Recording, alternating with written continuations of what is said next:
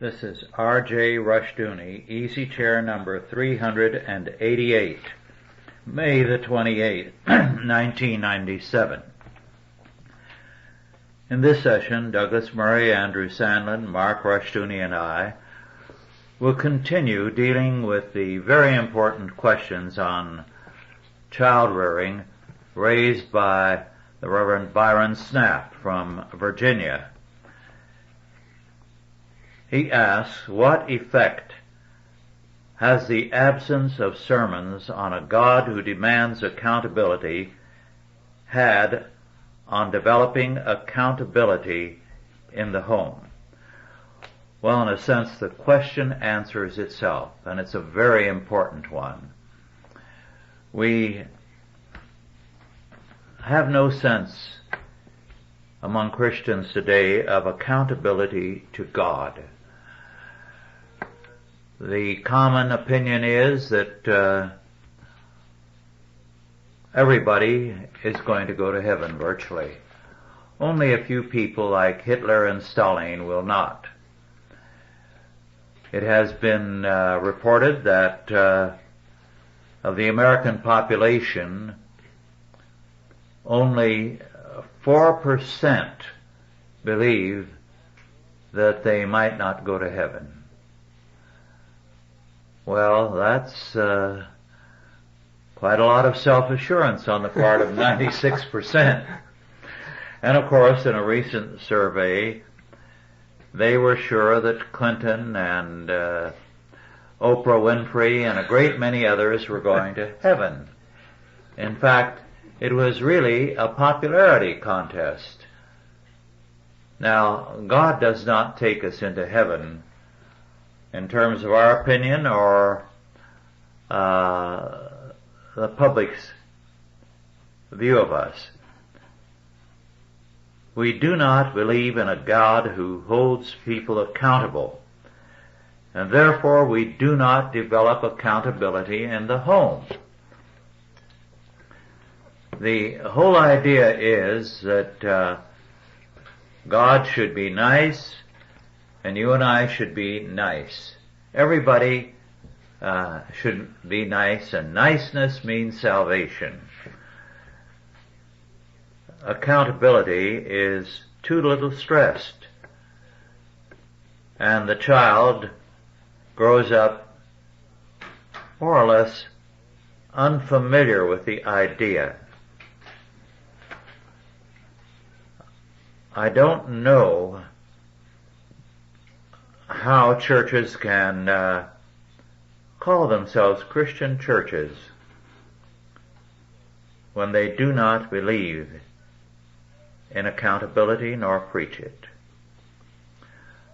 I think there are a number of reasons for it. One is their antinomianism. Since they don't believe in God's law, what is a person held accountable for? All he can say is, well, I said yes to Jesus. But that is not salvation. It's not our doing, but God's doing. And to put it down to our saying yes to Jesus says that we deny responsibility. The family does not teach accountability because less and less is asked of the child. In many homes, the mother makes all the beds and does the dishes and sets the table all the time. The children do very little. At the time of my childhood, there was a lot wrong with a great many families, but what marked all of them was the child had to do something around the house. He had to make his own bed and clean his room. He had to do some work around the house in the yard. He had to help with the dishes. I know that my sister and I, all the time we were young children, we had to take turns doing the dishes. And on Sundays, since my mother fixed things, we had a cold meal. Everything had been prepared Saturday, and we did everything. She didn't lift a finger. There's an interesting parallel. Excuse me. Yes. There's an interesting parallel here between the discipline in the home, and I spent a few years in the Army, and the discipline that people are compelled to accept or at least they were in the 1950s when I went into the military service. You were compelled to make your bed. You were compelled to help with the kitchen duties. You were compelled to help keep your environment neat and clean. Pick up around the place, sweep up, and so forth. It's an interesting parallel, and for many it was a very painful awakening for a lot of the kids who went in the Army who had never had to do any of that. It was a shock to them when they were suddenly compelled by their military trainers to do all of these simple little tasks that if they had done them as children, they wouldn't have thought anything about it. It would have been a natural transition going into military life. But for many of them, it was a rending experience. But it's interesting that the discipline, in order to get unit discipline in the military, that these exact same things that are required in a well-run home are necessary. Yes. A chief problem is that there's very little stress on individual responsibility, because you can always blame somebody else for your problems. We're a nation of victims, and these new buzzwords have been framed: codependency, and all that sort of thing. And the reason that I'm so wicked is because my parents didn't talk to me after dinner, and all these other nonsensical things. These are just social scientist ramblings. Yes. They mean nothing. I mean, they're they're worthless, non-words. Unfortunately, these people that and these things that mean nothing have plenty of airtime on the radio and TV. Why do we listen to them? The amazing part to me is, why do we listen to these people clowns? That are depraved like to have their ears tickled. I mean, they don't want to be told that they're very evil, wicked, depraved sinners in need of salvation. I think another problem I was going to mention too, Rush, driving to the picnic the other day, I popped in one of your tapes. I think it was a lecture from about 1981. Anyway, in it you were talking about the severe lack of respect among children and familiarity. You told a story then about that you had observed a young man, probably a child, a teenager, and there was a very noted gentleman who visited the home, and he spoke with him very familiarly with his first name and so forth, and his parents mildly rebuked him, and he says, well, I thought he was a nice guy, or that sort of thing.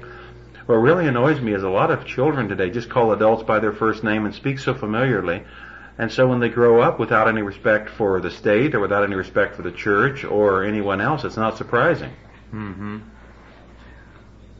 Well, I think here the federal government has to bear some of the blame, and people who foolishly did not see what was happening. The child labor law. Now, certainly some of the examples of child labor deserved some kind of correction. But what they have done is to make it difficult to employ children. There's too much red tape involved. And the result is children today don't have the discipline of work. When I was on the farm, one of the things that marked the summer was you made some money. You went to work picking fruit or cutting fruit, because a lot of fruit then was dried. And all the children in school did that. They spent their summer working when apricots came into season, when peaches did, when grapes they went out and picked. But I recall not too many years ago, when there was a problem and a shortage of labor, they attempted to use high school young people as fruit pickers. The experiment lasted one day. The high school kids could not take it. They had no discipline of work. And yet, everyone routinely went to work in the summer when I was a boy. Now, this is a part of the federal interference into the situation, so that if you pay a couple of boys in the neighborhood to paint your fence, if you're reported, you can get into trouble. So we have to recognize federal interference here has contributed to the lack of accountability on the part of children and young people. Well, some of that is the politicians running in terror ahead of the unions that didn't want the kids working. But they wouldn't they wouldn't take them into the apprentice programs either. Mm-hmm. So as a result, kids can't get any kind of work experience. The minimum wage laws, which have destroyed the work opportunities for young people. The politicians, for some reason or other, never think about the consequences of their decisions. They never, look back in history and why did this work before, and is this going to work in the future if we change it? They're like 2-year-olds that have no concept of the consequences of their actions. They just run in terror in front of the mob. That's right. Anything to stay in office. Well, the first agent of accountability in any person's life, in any normal family, is the child's father. And therefore it really devolves on the fathers to stress responsibility. And those of us here that have been privileged to have very strong, faithful, godly fathers can constantly thank God for that. Or even if the father was not a Christian father, but had a Christian worldview and stressed accountability, that's the main, that's where children first of all learn that they need to be accountable. I'm not saying that children that don't have fathers like that, or do have fathers like that, can't go away from the truth, but there are going to be many fewer than those who don't. And that's why in many minority families today, and increasingly regular white middle class families, young men grow up to go away from become just utterly lawless in society because they haven't had fathers that said, you're not going to do that. You're going to sit down, you're going to shut up, and you're going to obey. That's a vital truth. Too much preaching today is topical and selective. The pastor goes to a part of the Bible where he thinks the people will need the message, and he preaches on it. Whereas one of the lessons I learned from reading extensively in the church fathers when I was younger, and it took me some years to come to a recognition that they were right, absolutely right. And they preached through the Bible, one book after another. They'd preach from the Old Testament, the New Testament. They'd start a book and they'd go through it verse by verse. That way they covered every possible subject. They dealt with history. They dealt with doctrine. It was thoroughgoing. Of course, that's what I've been trying to do for a good many years. And right now I'm preaching on one of the most explosive books of all the Bible, 1 Corinthians. And I am learning a great deal, even though I began with knowing a great deal about 1 Corinthians. When you take the books of the Bible, word for word, verse by verse, you're exposed to what God wants you to know.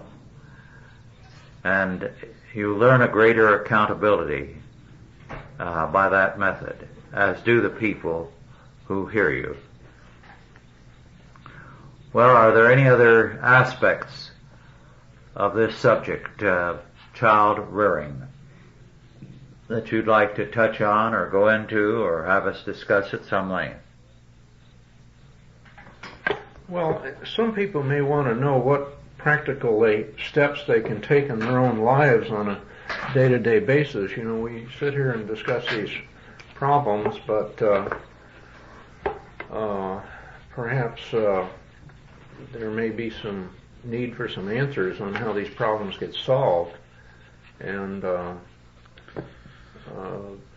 I think for many people who are just overwhelmed, most parents have a sense of just being overwhelmed by the culture and they give up. Yes. They're assaulted by the government, they're assaulted by the media, they're assaulted by the public schools. Their children are told that their parents are irrelevant. The children are taught classes that brainwash the kids into thinking that their parents' values are of no importance. Therefore, anything that the parents say, whether it's moral guidance or religious guidance, is of no consequence to the kid. So kids are walking around confused. In fact, it causes me considerable anguish to drive by the local public school when the kids are walking around. There's not a single one of them smiling. Yes. Not a single one. There's hundreds of them out there, and not a single one of them's got a smile on their face. These are some unhappy young people, and they're going to be unhappy adults when they grow up. That's one of the refreshing things about driving by a Christian school. You see kids out there laughing and playing and interacting, and they got a smile on their face. That's right. And, I mean, the difference is stark. I mean, people need to get out and take a look at it. And if you're sending your kid to a public school, evaluate what you're doing to them. You're going to make them very unhappy children and very unhappy adults, and they're not going to be able to deal with the world at all. I've had calls from fathers who have realized, good men, good Christian fathers, that they haven't done the best they could with their sons. And they've confronted them and said things are going to be different. And the kid's reaction is, huh? And the father has said, the fact that I didn't do all that I should have yesterday doesn't give me any grounds for slackening on things today and tomorrow. I'm going to try to do everything God would have me to do. And it doesn't mean everything works out beautifully after that, but things do work out better. It is important for the fathers to take the lead in this. Yes. The mothers have a part, but the mothers cannot be effective disciplinarians as the fathers can be. Well, I think the first important message that the kid gets is, hey, these people care about me. That's right. You know, maybe I should care a little more about myself. Mm-hmm. And that's a pretty important message that doesn't get conveyed in a lot of families nowadays. Well, the Bible says if we don't discipline our children, we don't love them. I mean, that's what the inspired Solomon said in the book of Proverbs. And, I mean, fathers have to recognize that God has called them to be pastors of a little church, that their family is like a little church. They're called to lead in family worship and are required to instruct their family in the faith and say with Joshua, as for me and my house, we will serve the Lord. The idea today, well, children, you know, they're old enough to make up their own mind. They're 6 years old now, and they're old enough to make up their own mind. That, of course, is blasphemy and nonsense. It falls to the fathers and, of course, mothers secondarily, but fathers to lead their families in the faith and discipline their children and love them and train them. And it's, as Rush says, it's not always perfect, but we're called of God to be faithful, first of all. And I want to mention quickly 2 books that have influenced me. Training Your Children for Christ by Andrew Murray, and Abraham Kuyper's book, When Thou Sittest in Thine House. A powerful, powerful work. Well, are you ready to move on to another part of Byron Snapp's questions? he wants comment on the context and meaning of 1 Corinthians 11:5 regarding the role of women in worship and generally. Now, this is an important passage, a very important one, and it's one of several passages that deal with the role of women. I'm going to read part of it because I think it's important to begin by knowing what we're talking about. Be ye followers of me, even as I also am of Christ. This is 1 Corinthians 11. Now I praise you, brethren, that ye remember me in all things, and keep the ordinances as I delivered them to you. But I would have you know that the head of every man is Christ, and the head of the woman is the man, and the head of Christ is God. Every man praying or prophesying, having his head covered, dishonoreth his head. But every woman that prayeth or prophesieth with her head uncovered, dishonoreth her head. For that is even all one as if she were shaven. For if the woman be not covered, let her also be shorn. But if it be a shame for a woman to be shorn or shaven, let her be covered. For a man indeed ought not to cover his head, forasmuch as he is the image and glory of God, but the woman is the glory of the man. For the man is not of the woman, but the woman of the man. Neither was the man created for the woman, but the woman for the man. For this cause ought the woman to have power on her head because of the angels. Nevertheless, neither is the man without the woman, neither the woman without the man in the Lord.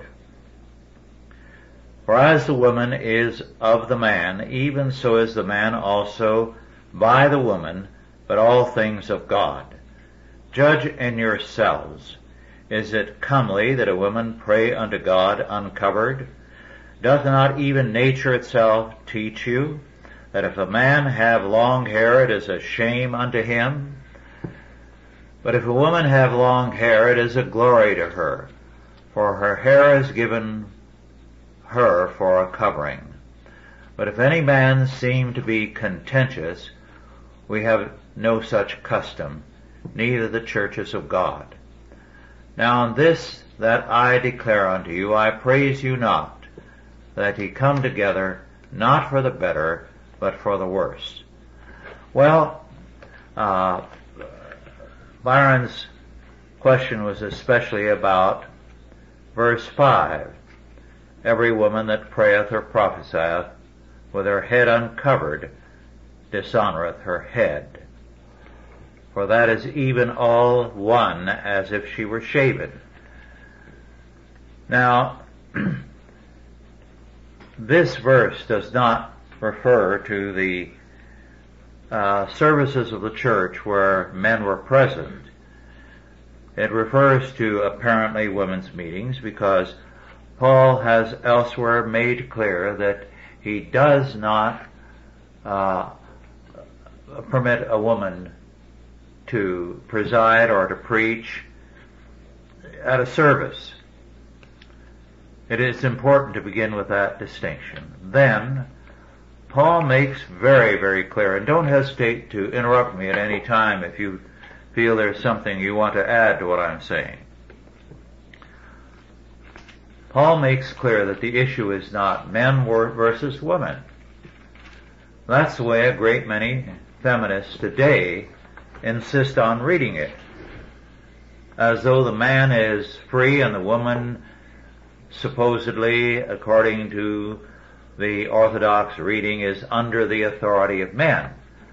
But he makes very clear the man is under the authority of Christ, who is under the authority of God. That does not mean that Jesus Christ is any less than God the Father. That's right.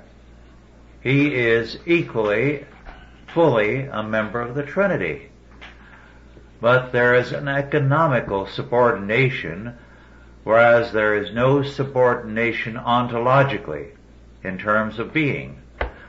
Well, there is an economical subordination of women to men. It doesn't mean that men are smarter. All of us have worked under men who are not up to our level, bluntly, in ability. We've worked under some very remarkable people also. But we've also worked under people who were not up to our level.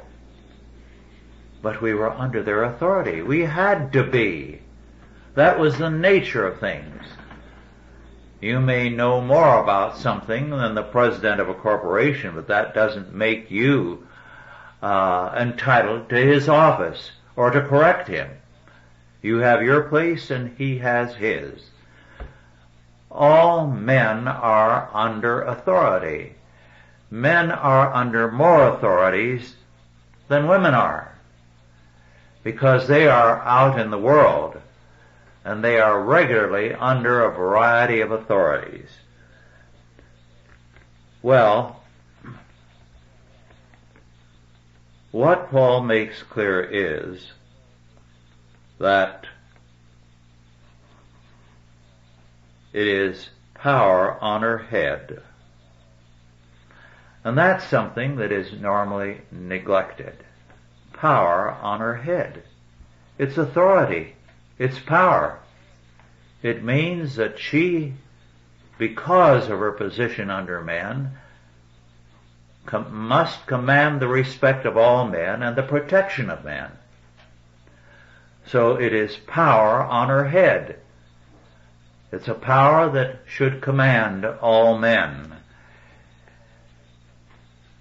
As a result, the whole position of feminists is wrong because they isolate the issue as though it were just between men and women. And it's not so. Just as men are under authority, so are women. This makes no difference in their abilities. They can be greater in ability than those who are above them and lesser. I've known a number of men who were not equal to their women, but their wives were godly and obedient women. The whole question of authority is a difficult one in our time because we are an anti-authoritarian age. We've had people at demonstrations and rallies challenge authority deliberately and carry signs calling for a challenge to all authority, a despising of all authority. So the problem we face with respect to women today is one of a contempt for authority, a democratization of the church and of Christianity. So we have women elders, we have women pastors, and we have a continuing flight of men outside from the church. Are there any questions about this before we go further? Rush, I'd like to hear your explanation of the last part of verse 7. For as much as he, that is man, is the image and glory of God, but the woman is the glory of the man. Mm-hmm. It's very interesting, and of course the meaning is well disputed. I'm just interested in hearing what your interpretation is of that comparison there. Which part? The first part or the second? Well, the last part about the comparison of the glory and so forth. Yes. The word glory is an important one in the Bible. And nothing has been written yet that fully explores the meaning. It begins with the glory of God, meaning His majesty, His character, His being. We are not often told about any glory applying to man. That's why this passage is an important and unusual. Let me turn here to Hodge, and perhaps the way to go at this verse is to begin with what Hodge has to say in his commentary on 1 Corinthians.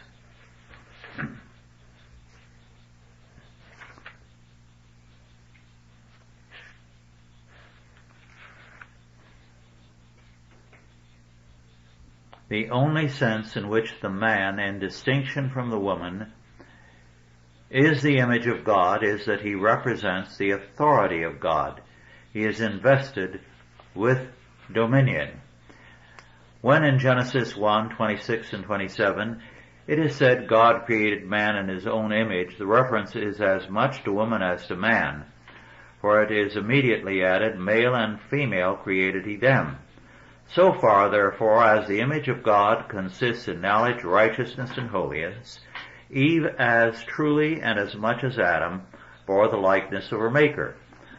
But in the dominion with which man was invested over the earth, Adam was the representative of God.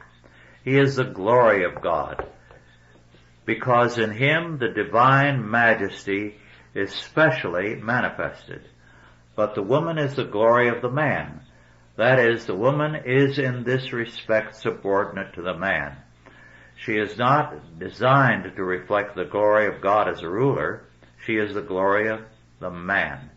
She receives and reveals what there is of majesty in him. She always assumes his station, because a queen becomes a queen if he is a king, and manifests to others the wealth and honor which may belong to her husband. Well, just as man has a responsibility to show forth the glory of God by his obedience to him, by his faithfulness to his law word, by his exercise of dominion as well as knowledge, righteousness, and holiness, so the woman is to exercise the same characteristics as the man. I know of one woman who married a man whose specialized area of study was something that she'd always found boring. But she studied it and became an expert at it and truly reflected his glory because she felt it was important because her husband did, and she enjoyed it. Now, this means that man will show forth the glory of God as he is obedient to God, and a woman will show forth the glory of her husband as she is obedient to him. This is an important aspect of what Paul is here saying. He is not saying the man is more important. That's a humanistic consideration, not a biblical one. We are used to looking at things humanistically. We feel, well, this or that is more important, and we rate things in terms of their importance or their popularity. And God doesn't do that. So that what is important is that man manifests the glory of God, and the wife manifests the glory of her husband. Does that help, or do you have some questions? No, that's excellent, Rush. I think one thing Byron was asking too is, I know this of course is a hotly disputed passage, whether the woman's covering is an external covering or whether the hair itself is a covering. Will you want to discuss that with us? Well, I think, and that's a very highly debated question. Yes. If Paul had meant the hair was her covering, he would have used the word hair and he would have confined it to hair. But he speaks of a covering and uses the word veil, and he speaks of her hair, that it should be long, that if it were shaven it would be shame, because very commonly in antiquity and up to this century in very many parts of the world, a woman who is adulterous will have her hair shaved. Remember right after World War II, the women that had consorted with the Germans had their hair shaved in public? The women who fraternized, the word that was then used, with the German troops and officers were stripped naked, their hair shaved, and they were driven through the streets. And it was a brutal thing, and some of the women were the worst at it. I've seen pictures of the whole thing that were taken by Americans who were present. But the shaved head was a shame to the woman. Well, Paul is saying long hair or hair of a reasonable length is basic to a good woman, and a veil in church and in public. Only since World War II have women stopped wearing hats when they go out. Well, they used to wear veils at funerals. Yes. I've seen that. But you've mentioned before that Paul was very outspoken and very plain spoken. Yes. So if he had meant hair was adequate covering, he would have said so. Yes. Yes. Paul would not have been so plain spoken here if he hadn't meant exactly what he said. He goes on to say that, of course, it's a shame to the man if he wears his hair long. Now, pagan cultures in Europe were very much addicted to long hair. The Germanic tribes, for example, would have very, very long hair. Louis XIV.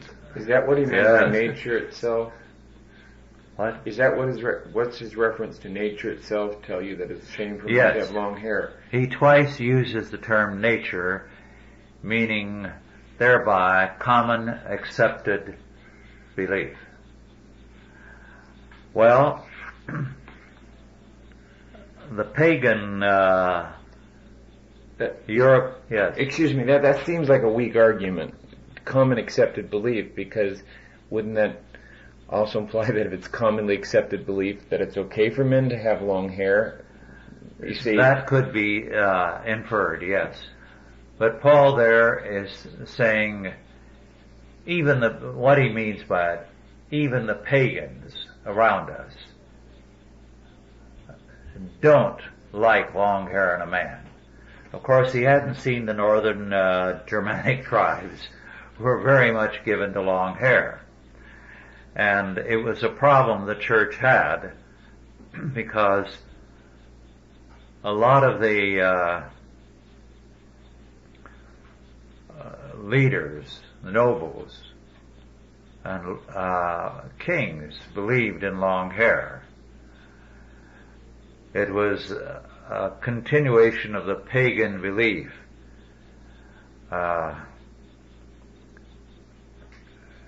The thing about that is that the church decided finally to fight it, and in one cathedral in France, when a number of lords came in and paraded to the front as they did with their magnificent robes and whatnot, the bishop had a number of monks come up from behind, grab them, pull them to the floor, and sit on them while they chopped off all their hair. And the bishop had said no one was to come to communion and be accepted for communion with long hair. And they made a defiant point of parading right up to the front. They didn't expect the treatment they got. And of course the rest of the congregation was delighted. So they took a beating on it. What is your interpretation, Rush, of verse 16? If any man seem to be contentious, one would presume to me, about this issue, we have no such custom, neither the churches of God. Yes. He's telling them that whatever practice they may be favoring, the other churches do not.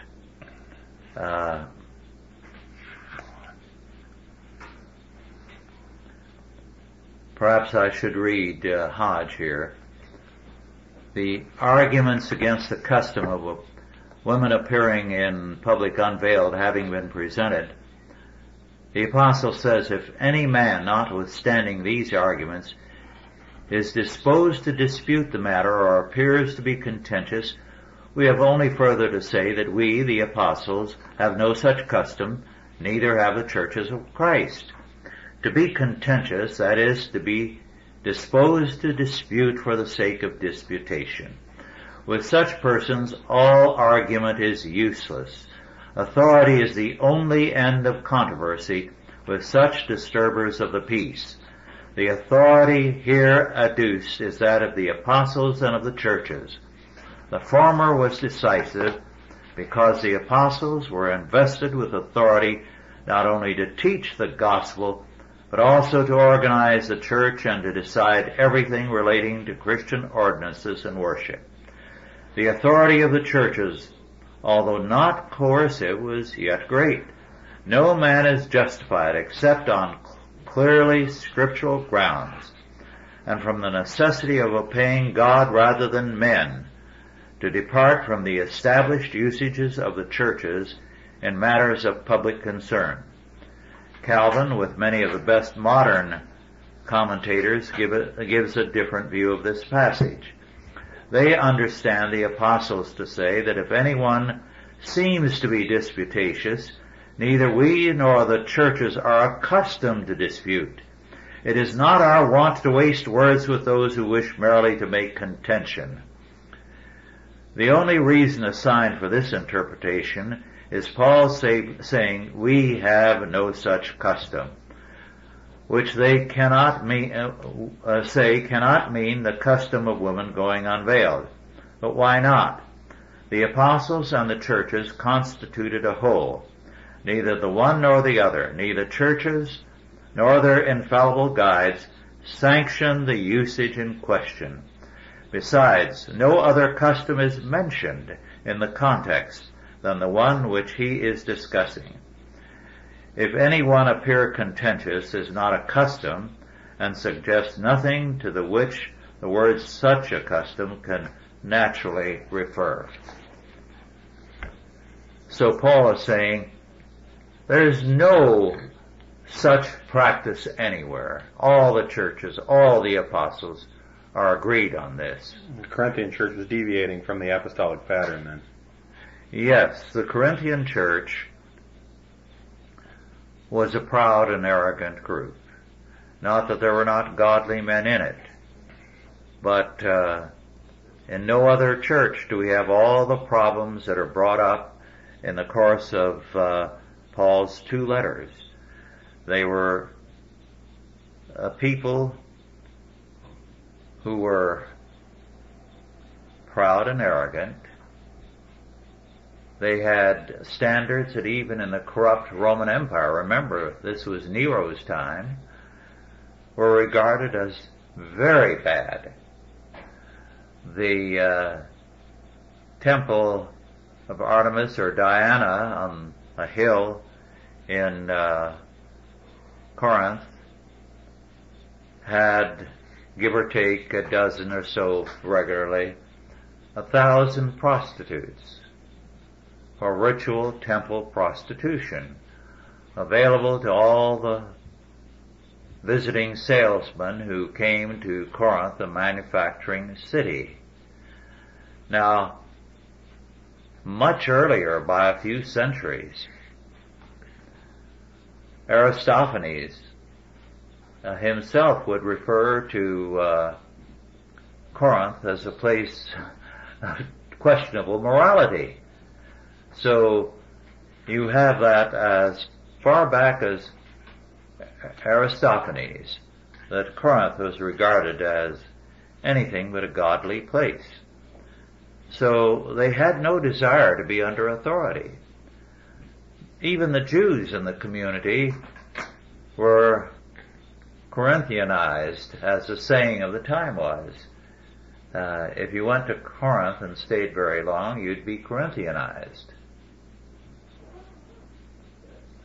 You know, something that always struck me about the Church of Corinth, Rush, and I'm sure you'll be dealing with this in your exposition, but Calvin discussed the Corinthians in his argument against the Anabaptists, whose whole approach was always leave a church if it's not a perfect church. And his point is that was not Paul's suggestion. His suggestion was clean up the corruption. Don't leave. Yes.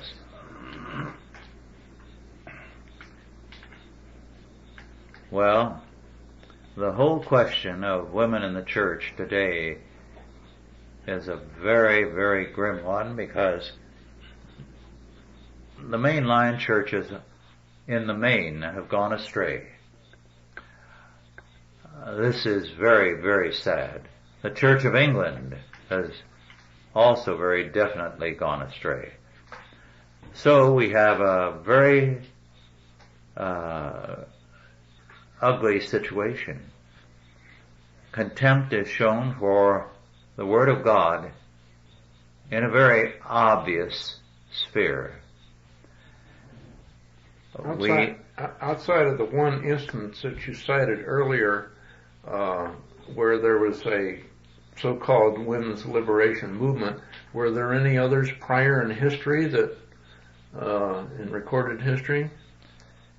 Yes, there are evidences that in the late Middle Ages, nuns began to arrogate to themselves priestly powers. One of the characteristics of the late Middle Ages that we are not aware of is that the church was not free. It had a lot of money, but the one thing it could not deal with was reform. And after the Council of Constance, the rulers of Europe killed off any possibility of reforming the church. They executed John Huss and Matthew of Paris, the two reformers. They ended the division in the church. There had been 3 popes to that day. And basically what they did was so to control the church through the College of Cardinals that only approved men could be made pope. So you had bad popes from that time on. Popes who were not religious men. In fact, who knew that the most dangerous thing they could do was to get interested in the faith. That's how the Renaissance developed. The popes became patrons of the arts because the kings would have moved against them to kill them. Well, judging by the fact that the National Organization for Women, which started out very strong, I guess in the 80s, late 70s, early 80s, the organization Mothers Against Drunk Driving, which were virtually all women organized, have all lost power because they started fighting among themselves. I guess my question would be, do you think that if women ran the church, would there be any less corruption? It seems that the common thread, the reason that there have been these so-called women's liberation movements in the church over history is when men corrupted the church. Yes. So the women responded by wanting to get it back on track.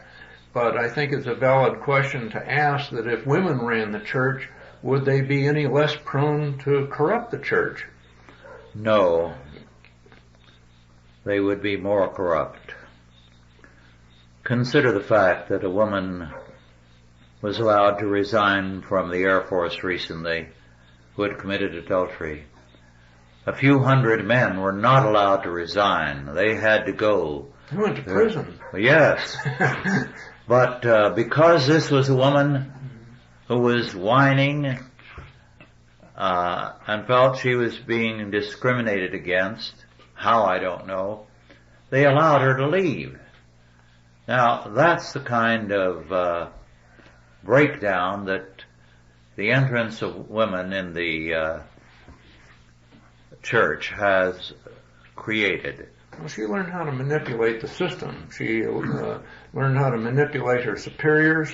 She learned how to manipulate the politicians and the media to get what she wants. Yes, well, there have been some scandals with regard to women in the church, and they somehow feel that they should be exempt from judgment.